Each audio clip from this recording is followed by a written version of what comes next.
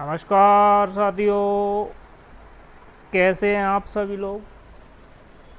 मैं आशा करता हूं कि आप सभी लोग बहुत ही अच्छे होंगे। जेएफ लॉ क्लासेस पर आप सभी का एक बार फिर से मैं तहे दिल से स्वागत करता हूं। जुड़े रहिए आप हमारे जेएफ लॉ क्लासेस पर, जिस पर आप सभी को इंडियन पेनल कोड 1860 के आईपीसी के वीडियो लेक्चर निःशुल्क उपलब्ध कराए जा रहे हैं। तो इन वीडियो लेक्चरों को आप सुनना ना भूलें। किसी भी वीडियो को सुनने से पहले आपको एक बात का ध्यान ज़रूर रखना है कि आप जब भी किसी वीडियो को स्टार्ट कर रहे हैं तो उस वीडियो को लास्ट तक ज़रूर देखें। बीच में ही वीडियो को छोड़ के नहीं जाना है। यदि आपके पास ईयरफोन है तो ईयरफोन लगाकर ही वीडियो को सुनना है। पेन, कॉपी, डायरेक्ट, ये सभी चीज़ों को आपको लेकर बैठना है, जिससे क्या होगा कि आप जिस किसी वीडियो को देख रहे हैं तो वह वीडियो आपको बहुत ही अच्छे तरीके से समझ में आ जाएगी। तो इन सभी चीज़ों को आपको ध्यान में रखते हुए अब हम करते हैं अपनी वीडियो को स्टार्ट। जैसा कि आप सभी लोग जानते ही हैं कि कल की जो क्लास हुई थी तो उसमें मैंने आपको अध्याय 20 के बारे में सारे सेक्शन बता दिए थे। एक सेक्शन हमारा रह गया था 498 और सभी सेक्शन मैंने आपको बता दिए थे। तो एक बार आप दोबारा देख लें सेक्शनों को, फिर उसके बाद हम आज 498 और 498 ये दो सेक्शन आज कवर करने वाले हैं। तो अध्याय 20 की मैं आपको रिवीजन की बात करूं तो थोड़ा बता देता हूं। अध्याय 20 विवाह संबंधी अपराधों के बारे में प्रावधान करता है। कौन से अपराध बताता है? विवाह के संबंध में अपराधों को बताता है, जिसमें हमने पढ़ा था कि पहले 493 से लेके 498 तक ये जाते हैं। 4 आगे लिख लेगा।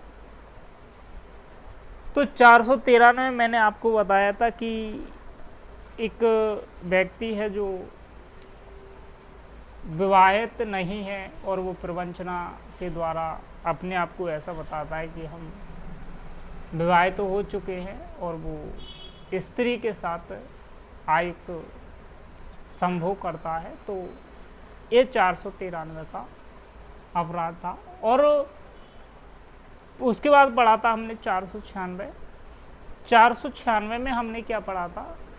496 में पढ़ा था कि एक व्यक्ति है बेईमानी और कपट पूर्वक के आशय से किसी स्त्री के साथ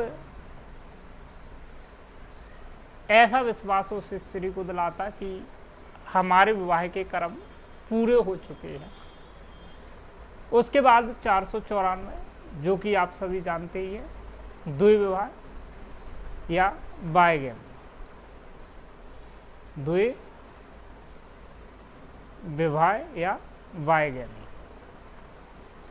494 पति पत्नी के जीवन काल में यदि वो विवाहित तो हो गए हैं तो दूसरा विवाह कर लेना।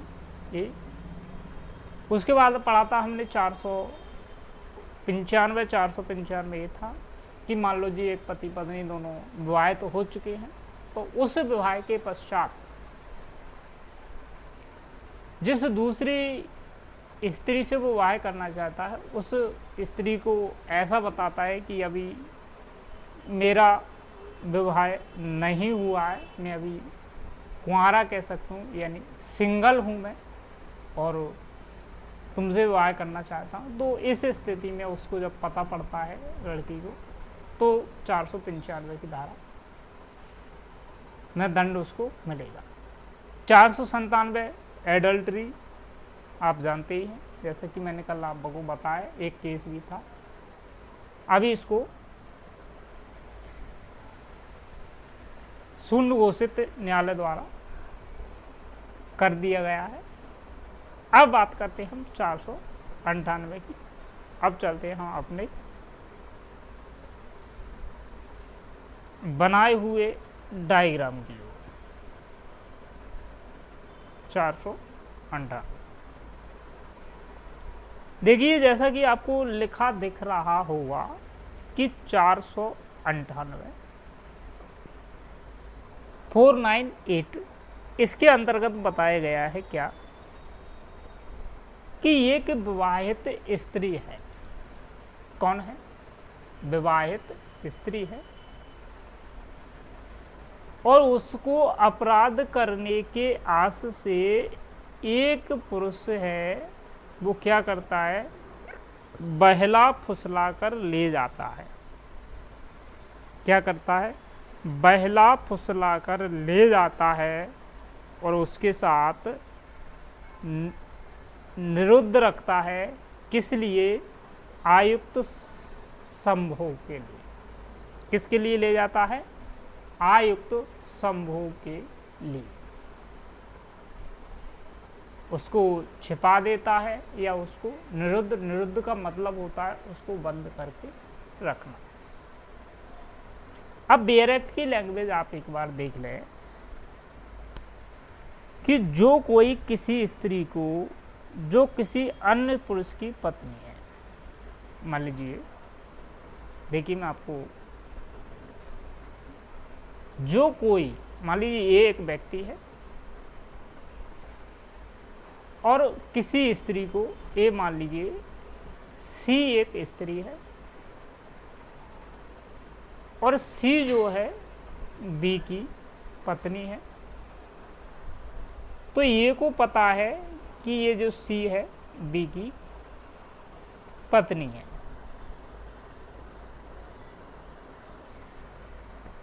जिसका अन्य पुरुष की पत्नी होना वह जानता है या विश्वास करता है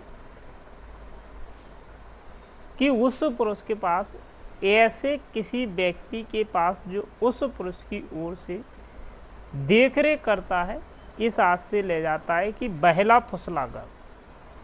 फुसलाकर ले जाता है। यानी इसकी पत्नी को ये व्यक्ति फुसलाकर ले जाता है। ले किसके काम के लिए जा रहा है? आयुक्त संबंध के लिए, आयुक्त संभोग के लिए, या किसी स्त्री को वो छिपाएगा या उसको निरुद्ध करके रखेगा। ऐसी यदि कंडीशन बनती है तो 498 के अंतर्गत वह व्यक्ति दंडनीय माना जाएगा। अब मान लीजिए यहाँ पर हम स्थिति चेंज कर देते हैं। मान लीजिए ये जो महिला है विवाहित नहीं है। अब आपको बताना है, मान लीजिए ये महिला है जो विवाहित नहीं है, ये इसका पति न होते हुए पिता है। कौन है? पिता।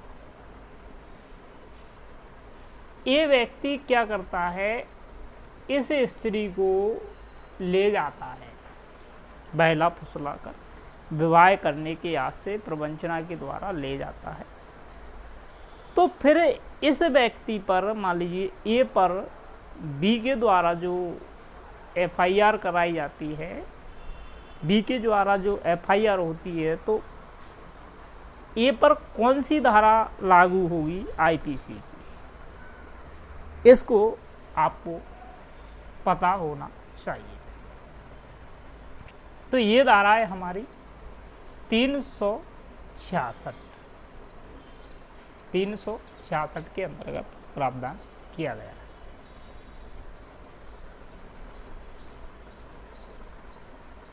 अब हम चलते हैं एक नए टॉपिक की ओर।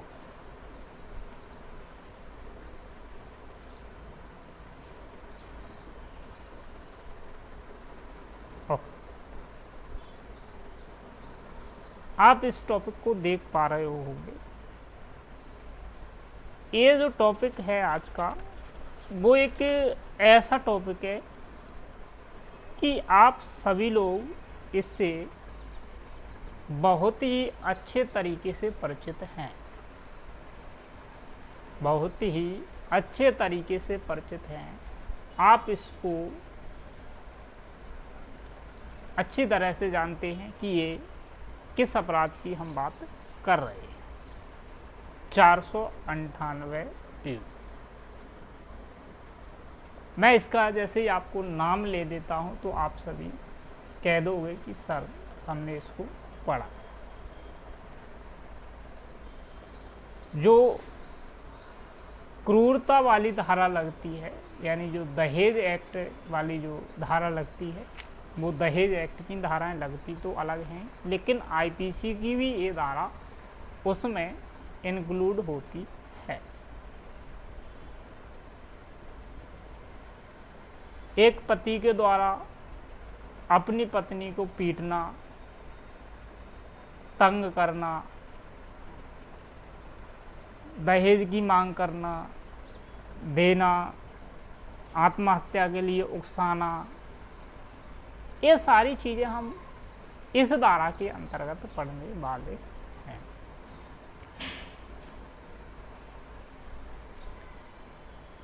तो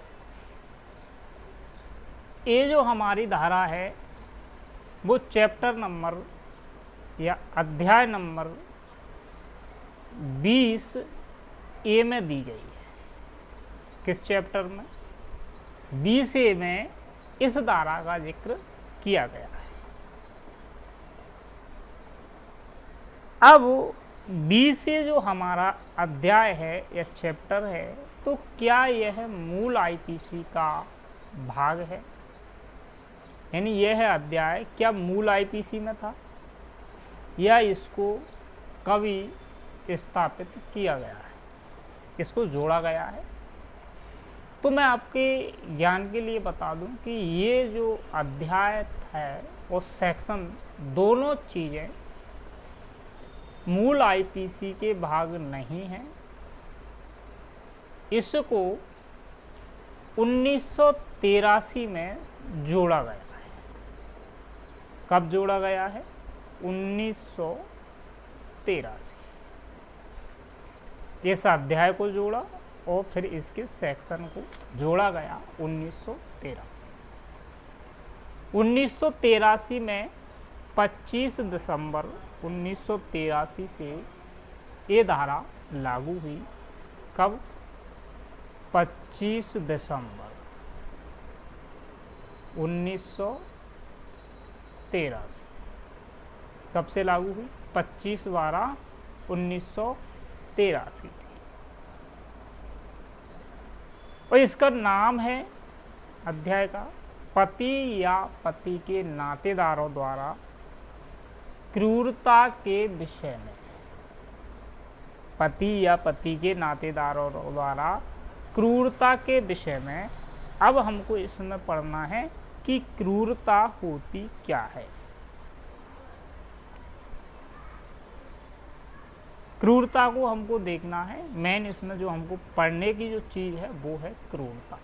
इसमें जो शब्द दिए गए हैं, पति या पति के नातेदारों द्वारा क्रूरता के विषय में, हमको पढ़ना है कि क्रूरता आखिरकार होती क्या है। तो देखें आप एक बार 498 ए में यह प्रावधान दिया गया है, इसको आपको याद होना चाहिए। अब मान लीजिए कोई व्यक्ति ये अपराध कर देता है, तो मैं पहले आपको पनिशमेंट और पढ़ लें आप एक बार। तो इसके लिए जो सज़ा का प्रावधान है वो है दोनों में से किसी भांति के कारावास से दंडनीय होगा। दोनों में से किसी भांति के कारावास का मतलब है या तो सादा होगा या कठिन होगा। सादा कठिन कैसा भी दे सकता है, ये इसमें प्रावधान है। जो कितना होगा 3 वर्ष तक और जुर्माने से भी दंडनीय किया जाएगा। अब देखें आप, ये लिख लें ए 3 ईयर प्लस फाइन। क्लियर। अब मैं आपको ले चलता हूं सेक्शन की ओर। किसी स्त्री के पति या पति के नातेदार द्वारा उसकी क्रूरता के करना, यानी एक स्त्री का जो पति है वो उस स्त्री पर क्रूरता का व्यवहार करता है, या उस पति के जो नातेदार हैं, नातेदार में कोई भी आ सकता है, मामा हुए, फूफा हुए, चाचा, ये सभी व्यक्ति नातेदार के अंतर्गत आ जाते हैं।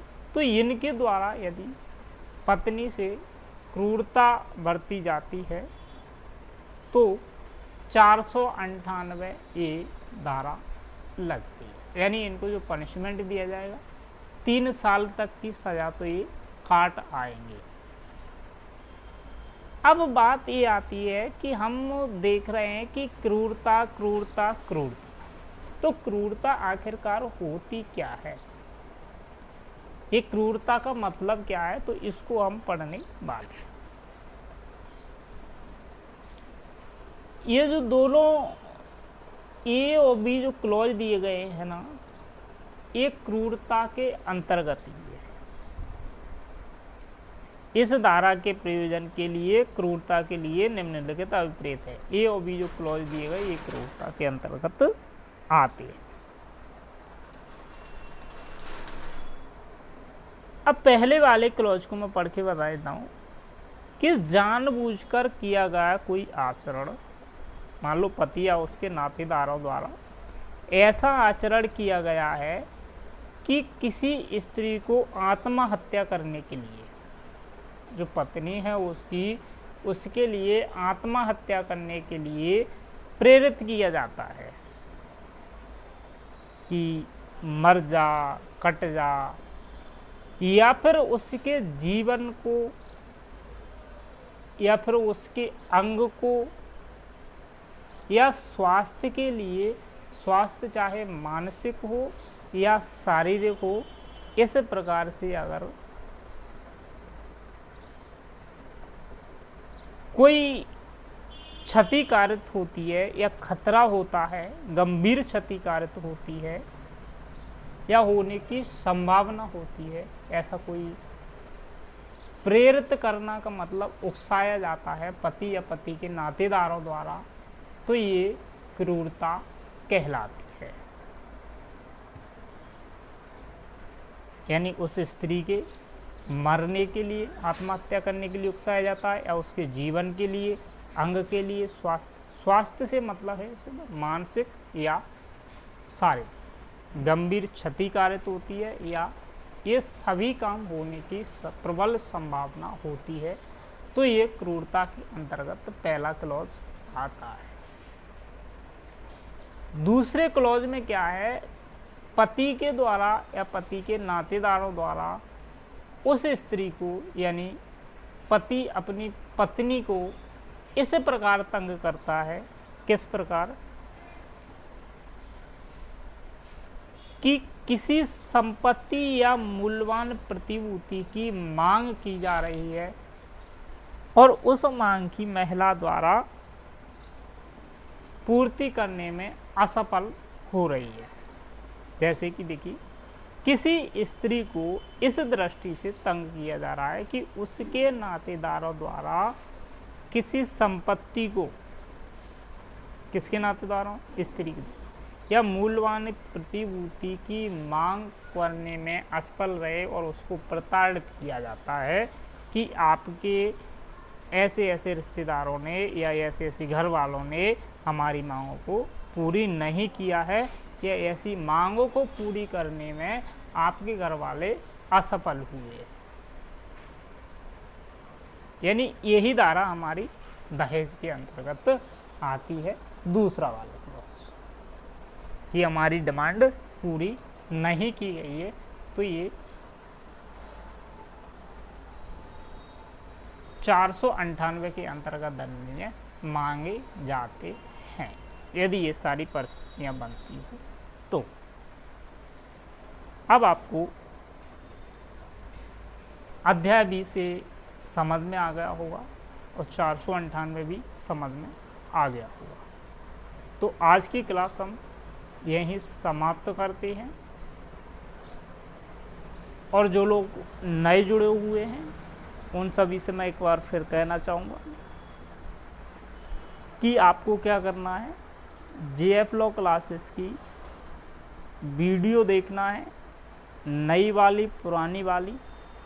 तो पहले कह दूं कि पुरानी वाली देखने के लिए आपको क्या करना होगा, पहले हमारे चैनल को JF लॉ क्लासेस को सब्सक्राइब कर लेना है। उसके बाद क्या करना है, आपको प्लेलिस्ट मिल जाएगी इंडियन पेनल कोड के नाम से। तो आप प्लेलिस्ट पे जाएंगे तो आपको सारे वीडियो उपलब्ध मिल जाएंगे।